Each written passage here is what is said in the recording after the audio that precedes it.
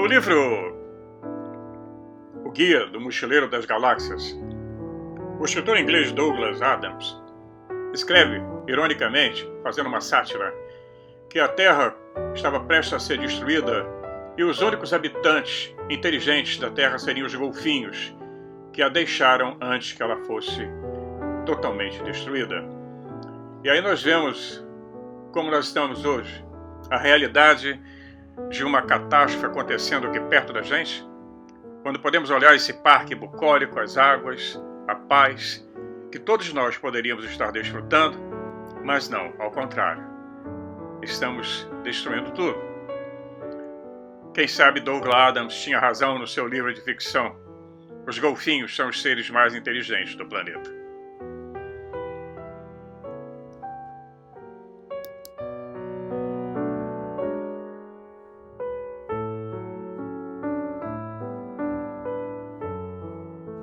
Olá pessoal, tudo bem com vocês? Que bom estarmos de volta aqui, passando para vocês um pouco mais algum recorte sobre o que acontece aqui na Holanda. Fora a linda primavera, temos outras novidades e desta vez a ficção se tornando realidade, acreditem. Para aqueles que são ficcionados em Star Trek, e já viram várias vezes a célebre frase "Beam me up, comandante Scott", está se tornando realidade. Acreditem, pesquisadores em Delft, na universidade aqui, conseguiram trazer o teletransporte da ficção científica para o mundo real. Bem, pelo menos no mundo quântico, os pesquisadores da QUTER são os primeiros no mundo a terem sucesso no teletransporte de dados, um importante desenvolvimento na pesquisa da internet quântica. É o que relata a Troll. A pesquisa foi publicada na revista Nature desta semana. De acordo com as leis clássicas da física, nada de significativo pode viajar mais rápido que a luz.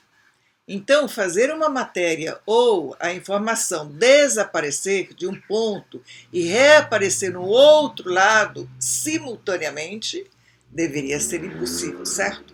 Pois bem, agora é errado.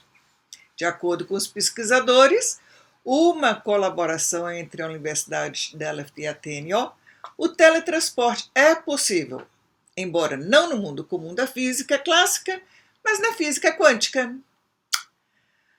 4 anos atrás, a QUTER e outros cientistas do mundo provaram que o teletransporte de informações quânticas é possível em princípio. Agora, eles conseguiram fazer isso na prática. A mágica acontece quando duas partículas elementares são trazidas para o mesmo estado quântico. Os dois permanecem eternamente conectados, mesmo que acabem em diferentes cantos do universo. Se um muda, o outro muda ao mesmo tempo. Esse fenômeno é chamado de emaranhamento e pode ser usado para transferir informações quânticas. A QUTER demonstrou isso em uma rede com 3 nós, 3 processadores quânticos, que os pesquisadores apelidaram de Alice, Bob e Charlie. Bob está conectado a Alice e Charlie por fibra de vidro, mas Alice e Charlie não têm nenhuma conexão física. Eles são o ponto inicial e o final dessa rede. Bob facilita o teletransporte, entrelaçando sua condição com a de Alice e fazendo o mesmo com Charlie. Um truque quântico. Bob reconcilia esses dois emaranhados e, voilá! Os 2 terminais das redes agora também estão juntamente emaranhados.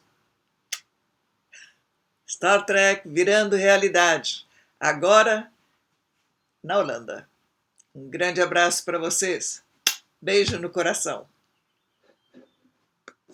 Olá pessoal, como estão vocês? Eu espero que bem. E bom, tivemos uma introdução com a Madalena, né? Ela é mais escorregadia do que uma truta selvagem. Uau! A ver se conseguimos trazê-la mais vezes. Mas vamos começar nossos vídeos, o nosso vídeo agora, batendo um papo sobre os arcontes. e sobre um livro do Mauro Biglini também. Já já nós começamos. Sejam todos bem-vindos. Tudo bem com vocês? Uau! Mais uma semana incrível, né? Parece um caleidoscópio, mas cada vez que passa uma semana as coisas mudam completamente. Não só aqui, como no mundo inteiro. Nós estamos passando pelo fim de uma ordem e o início de uma outra. Nós estamos sendo os testemunhos da mudança da ordem social mundial. Adeus, bye bye, mundo velho. E preparem-se, como se diz em inglês, embrace yourself. Prepare-se, porque nada será como antes. Parece até música, né? Bom, semana aqui foi uma semana de temperatura agradável, típica, né? Máximas de 24 graus. Um dia fez 24 graus. Quase que a maioria dos holandeses infarta. Mas hoje nós estamos com uma temperatura amena, máxima de 16, mínima de 13, por aí. Tá bom. Né? O que tem arrebentado com todo mundo é a tal da febre do feno, que é a pólen. Né? Eu tenho sofrido muito. Semana passada eu quase não consegui fazer o vídeo. Não conseguia respirar, nariz entupido, olho ardendo. Eu uso remédios caseiros. Né? Isso dá um lucro ferrenho, essa história de alergia a pólen para essas grandes Big Pharma. Né? Mas eu uso o soro caseiro. Faço aqui em casa. Faço as minhas alquimias, né, do tempo do Brasil, e dá certo, dá para levar. Né? O Canadá também é a mesma coisa. Nós não somos desse planeta, nós sofremos agressão do pólen. Nós fomos trazidos para cá. Nossos ancestrais, né? Nós não evoluímos. Enfim. A semana também teve aqui essa reunião de Davos, esse festival de horror, de horrores. Uma coisa patética e nojenta. Um grupesco de psicopatas tentando controlar o mundo. Mas eles esqueceram de combinar com o outro lado. Eles estão aprendendo as duras penas, ainda não acabou, que não dá para cutucar um urso com vara curta e nem seguir a política débil mental daquela nação lá do norte, que quer também dominar o seu jeito. Então eu sempre tenho comentado com vocês, são várias agendas.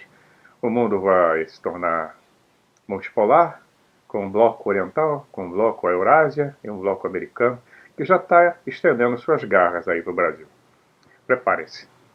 Pois é, essas mudanças é um verdadeiro jogo de xadrez real e bem cruel. Eu tenho esperanças que essa coisa acabe. Todos nós temos, né?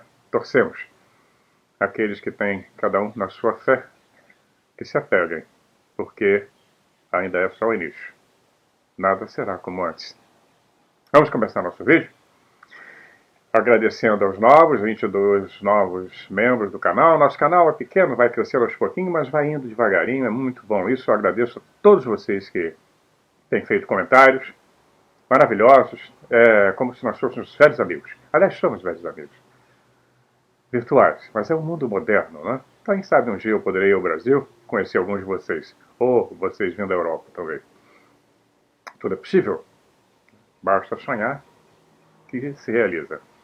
Querer, poder e acreditar. Os 3 dedinhos do Mind Control, né? Querer, poder e acreditar. Junto os 3 dedinhos, quem fez o curso do José Silva, do Mind Control, sabe disso.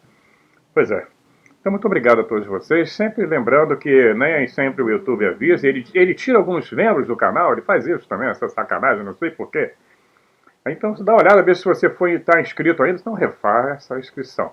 Tá? Eu tenho recebido várias propostas para fazer um canal privado, mas eu ainda não tenho tido condições físicas para isso. Eu não consigo produzir muito. Me é muito trabalhoso. Eu nem tenho lutado muito com a saúde que está capenga. Infelizmente, nós envelhecemos e a mente não. Mas o físico fica terrível, mas a mente vai muito bem. Né? Nós ficamos sábios tarde demais. Envelhecemos cedo demais. Então, eu tenho visto aí, tenho traduzido vários textos, tenho colocado separados. Aí é só fazer o vídeo, produzir, eu já traduzi alguns livros. Alguns para colocar lá no Telegram, que eu tive também que parar, porque eu não tinha condições de dar vazão, atender, né, as 2 frentes.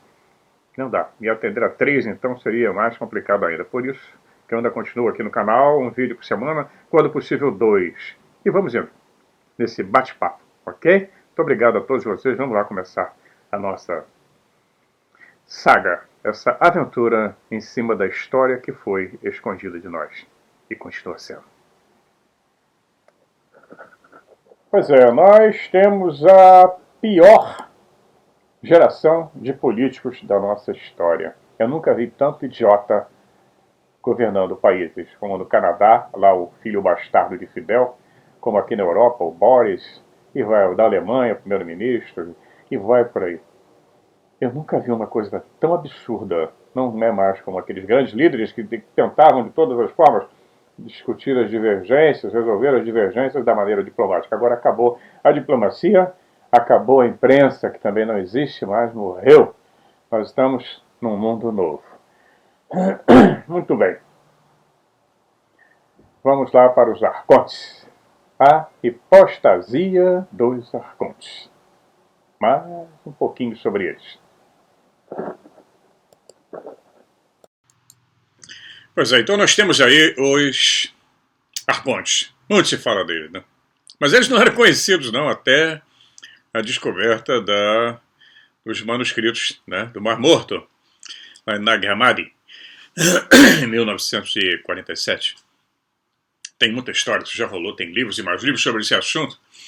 Mas o que é mais interessante nesses manuscritos que foram descobertos é um chamado a hipostasia dos arcontes. Não é a hipótese dos arcontes, não. Hipostasia é outra coisa. Hipostasia vem do verbo hipostasiar, é o mesmo que reifica. E para nosso caso aqui é só, tem vários sinônimos, né? Tornar realidade aquilo que é um mito.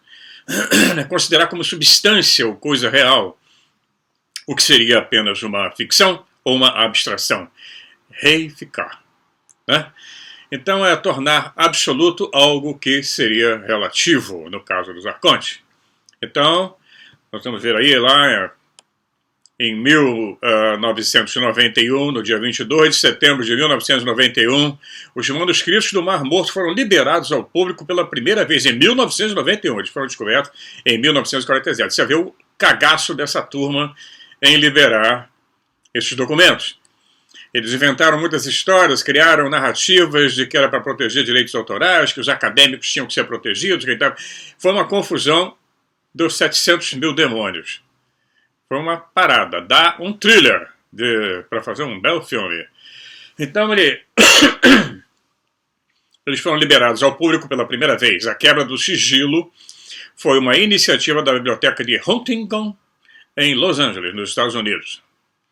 A instituição disponibilizou para a pesquisa cerca de 3 mil negativos fotográficos na época, né, que consistiam na totalidade dos documentos. Os estudiosos saudaram a decisão, dizendo que ela encerraria um monopólio de pesquisa rigidamente controlado e mantido por um círculo de editores desde a sua descoberta lá em 1947. Um pesquisador disse que a disponibilização do material ao público era equivalente à queda do Muro de Berlim, quando tudo mudou aqui na Europa e no mundo. Durante anos, os editores que atuavam como guardiões dos manuscritos foram acusados de reter os manuscritos, garantindo seu acesso apenas a um pequeno grupo de pesquisadores, e foi isso que aconteceu realmente. Amir Drori, diretor de Autoridade de Antiguidades de Israel na época, protestou contra a decisão. Ele disse que facilitar o acesso aos registros violaria o contrato sobre o qual os fragmentos de pergaminhos foram fotografados em 1980. E as fotos depois foram entregues a várias instituições estrangeiras com o entendimento escrito, um contrato de que não seria permitido usá-las sem esse acordo. E isso é uma quebra de contrato de ética, já dizia ele, né? A publicação antecipada é antiética, porque apenas os acadêmicos que dedicaram anos para decifrar os fragmentos, deveriam ser os primeiros a ter o direito de liberar o material, disse ele de acordo com o jornal Chicago Tribune na época. Quer dizer, eles iam manter isso muito tempo na mão deles. Essa coisa do academicismo, né? É terrível. Mas eles estão apanhando feio. E vai acabar essa empáfia. Não significa que você tem um canudo, você é um ser superior. Nunca foi. É até o contrário. Esse sistema acadêmico que nós temos hoje em todas as sociedades ocidentais é herança da Idade Média. Onde você diria, sabe com quem está falando? onde no Brasil colonial ou você era doutor em direito que vinha estudar aqui em Portugal ou virava padre, senão você estava ferrado. Bom, né, o Brasil, lá no Canadá, não tinha esse problema de ter terceiro grau para entrar em lugar nenhum. Não tem problema, ninguém fica exigindo. No Brasil, para ser gari, para ser vigilante de banco, precisa. Então, esse academicismo segurou. Tá aí a história do mundo, como é que tá. Ele segura esse conhecimento, não permite. Você vai no museu, você não se esclarece com nada, porque eles não botam informações. Põe lá o objeto de culto de um ano tal. Objeto de culto é imagem de uma mulher, imagem de um homem, vaso de cerâmica. Vai por aí. Provável deusa, adoram colocar. Tudo é deusa, tudo é Deus. Eles não pesquisam nada. Por isso que a investigação paralela sempre é muito mais interessante. Por isso que tem os Zachariah Sitchin da vida, fantástico Zachariah Sitchin, como já disse a vocês todos, eu amo de paixão. Não sigo tudo que ele fala, eu filtro, porque ele mesmo teve que filtrar. Ele esteve envolvido com várias pessoas de altíssimo nível do governo americano, aqui na Europa, e em Israel, e muita coisa ele filtrou, tirou, rearrumou, porque ele não podia falar tudo que ele sabia. Hoje nós temos alguns relatos que depois eu vou fazer um vídeo sobre isso. Então, Amo de Paixão foi a única coleção de livros que eu trouxe do Canadá, foi nos livros de Zachariah Sitchin. Mas não concordo com ele em tudo. Como os outros autores, como deve ser. É que eu sempre tenho comentado com vocês aqui. Filtrem. Olha um, olha o outro. Tem coisas que não precisa nem ver. É tão idiota que não vale nem a pena. Com a história de Ratanaba, então, Deus me livre. Que os deuses me protejam. Não. E terra plana, nem menos ainda. Eu já vi lá de cima como é que é. Bom, a descoberta dos manuscritos do Mar Morto foi uma das mais importantes conquistas da arqueologia do século XX. Os fragmentos foram encontrados em 12 cavernas localizadas entre Israel e na Palestina entre os anos de 1947 e 1956. Os rolos consistiam de cerca de 800 manuscritos escritos em hebraico e aramaico. A coleção de documentos incluiu os textos bíblicos mais antigos, datando de 2000 anos atrás. Alguns mais antigos, que eram cópias de coisa mais antiga. Daí o valor que eles têm. É muito legal. Então nós vamos ver. Vamos conversar então sobre a apostasia dos arcontes. Pois bem, lá na apostasia dos arcontes, nós temos um capítulo muito especial, onde nós vemos claramente um relato sobre criaturas ou um grupo de entidades que vieram de fora do nosso planeta, que vieram para a Terra e podem penetrar nos corpos, mudá-los, usá-los como encosto, como na tradição espírita, etc. Dominá-los e deixá-los como zumbis. Tem um monte deles por aí. Essas entidades são atraídas pela violência e a incentivam, pois elas precisam da violência como alimento. Possuem um avanço tecnológico desconhecido de nós. São como as larvas dimensionais invadindo nossos corpos, e fazendo o que querem, influenciando de todo jeito. Tem uma tecnologia que nós não conhecemos. Mas não podem ficar aqui, porque se pudessem já tinham dominado tudo. Existem algumas barreiras, Caso contrário, já teriam dominado todo o planeta. Eles desejam isso, eles querem. E eles incorporam em pessoas que tenham determinadas características que vão facilitar essa incorporação. Vai dizer um pastor famoso que só vai para o inferno quem quer. Tem que querer muito para ir para o inferno. Então as pessoas abrem o seu corpo, abrem a sua mente para que haja essa penetração. Quando se faz uma canalização, o perigo é esse, você nunca vai saber quem é que está entrando ali no seu corpo. Perigoso, barra pesada. Não é assim não, não é esse oba-oba que anda por aí. Então é isso, eles gostam da violência, eles a incentivam. Os gnósticos escreveram esse relato há 2.000 anos atrás. Eles sabiam claramente que toda a violência gerada do nosso planeta serve de alimento para essa turma. Eles manipulam a cabeça dos políticos, que governam hoje, governavam no passado e governam agora. Mas existe uma coisa importante. Uma vez que nós tenhamos a consciência deles, nós podemos combatê-los, usando as nossas mentes da melhor maneira possível, de uma forma positiva, pois eles odeiam o amor e a beleza. Cada vez que você destrói o amor e destrói a beleza, está alimentando essa turma. Pois bem, esse trecho do vídeo agora, ele foi quase que totalmente baseado num livro do Mauro Biglino. Eu assisti algumas entrevistas dele no YouTube, e eu tenho esse livro. Infelizmente ele não existe em português, que o título é The Book That Will Forever Change Our Ideas About the Bible. O livro que mudará para sempre as nossas ideias sobre a Bíblia. Ele é um camarada que entende muito. E não é ateu. Pois é, então nós vamos falar desse livro que é muito interessante e tem tudo a ver com essa história desses ETs que aparecem e desaparecem, desses seres misteriosos que apareciam nas histórias bíblicas. Nem sempre eram bonzinhos, na maioria das vezes o povo morria de medo deles. Quando eles chegavam, a turma tremia. E muito.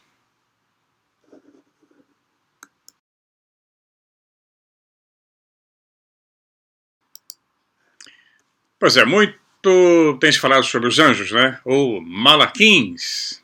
Malachim em hebraico. Malach, né? Anjos. Eles não têm nada a ver com aquele anjo da Igreja Católica Romana de bundinha rosada, né? As facezinhas rosadas, a bundinha rosada, com a asinha pequenininha, segurando um arquinho voando, que nem zumbizando, né? Para lá, para cima e para baixo, que aliás deve ser um saco nesse céu, né? Anjo para todo lado, zumbizando no ouvido da gente. Mas anjo não é nada disso. Muito se tem escrito sobre essas figuras, porém a única certeza que nós temos é que o anjo, a palavra anjo, vem do grego angelos, que significa mensageiro, arauto, correspondente. É um cara que leva o recado. Ele é um mensageiro. A literatura religiosa tradicional segue as Sagradas Escrituras, onde são descritos como seres inteligentes, superiores aos homens, mas subordinados a Deus. Eles também são frequentemente chamados de filhos de Deus e habitantes do céu. Aí. A própria tradição religiosa os equipara a várias figuras descritas em diferentes histórias, né? Aí nós vamos ter os Anunnakis, os Sumérios, temos os demônios dos gregos, os gênios dos romanos, os espíritos da religião do zoroatrismo, né? Ou os Djinn dos árabes, os gênios. No Antigo Testamento nós vamos ver que essas figuras já estão presentes lá no início da vida humana e aparecem como guardiões do Éden.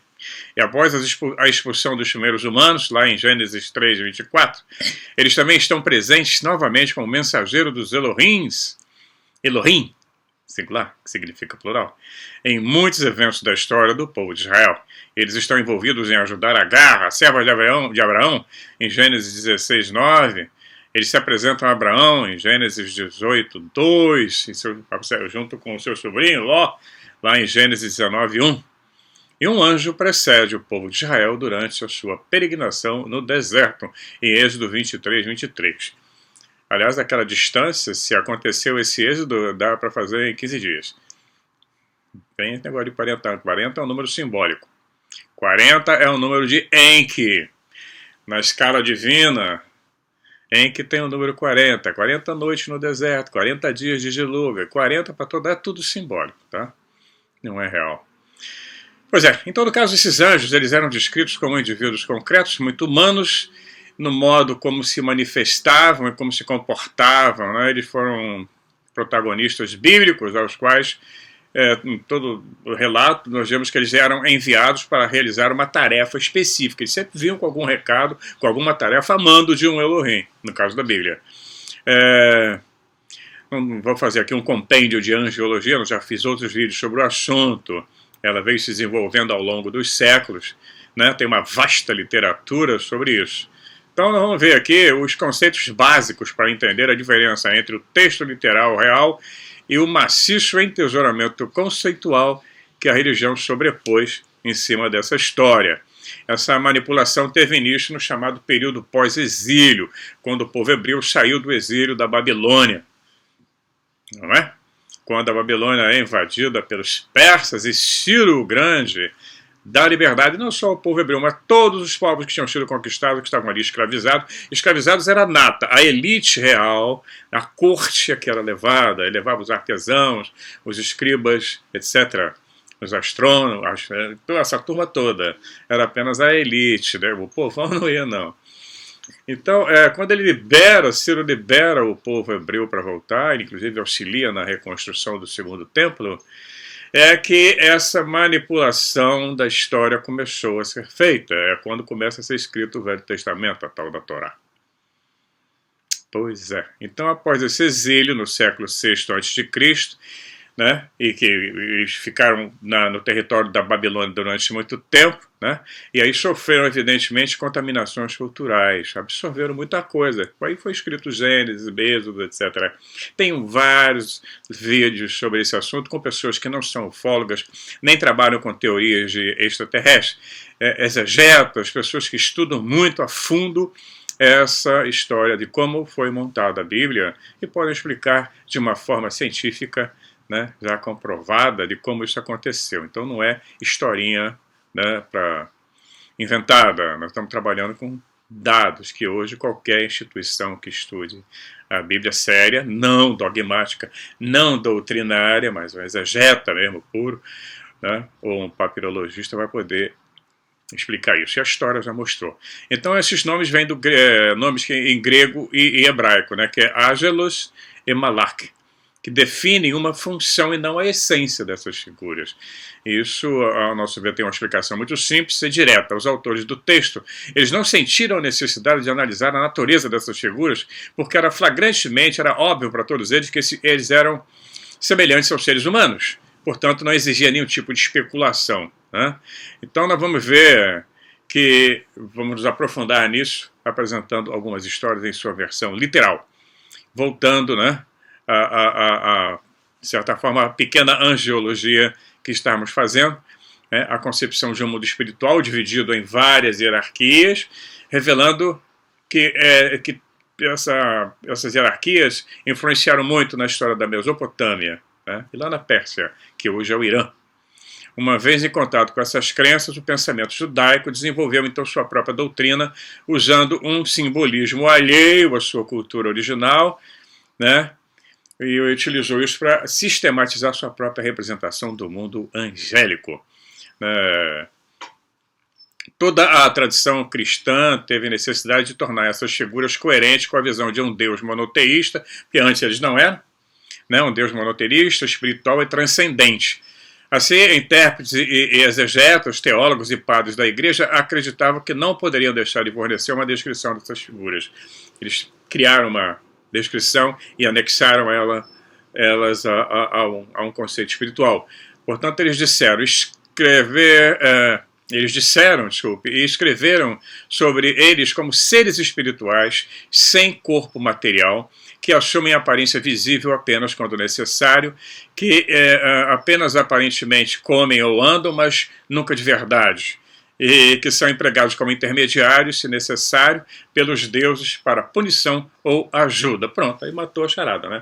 Eles podem ser físicos ou não. Eles podem aparecer ou não. Mais ou menos como os discos tic-tac, né? Que os caras lá no Senado americano agora, inquirindo o pessoal do Pentágono, eles falam, é material, mas não é. Às vezes eles são materiais, mas às vezes não são. Não se comportam como algo físico, mas de repente aparece como algo físico, é flagrado por uma câmera infravermelha. Eles não deixam assinatura nenhuma, não tem emanação de gases, mas fazem movimentos incríveis, são detectados pelo radar e às vezes somem do radar. Aí, alguma ligação, né? Pois é.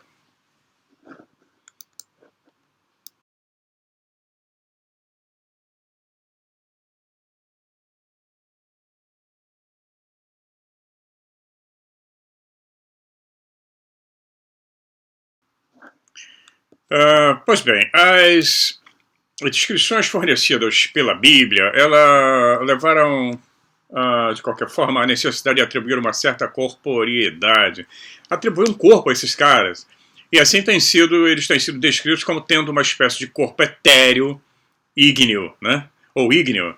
Havia então uma infinidade de hipóteses que a igreja decidiu deter no Quarto Concílio de Latrão, em 1215 d.C., já na Idade Média.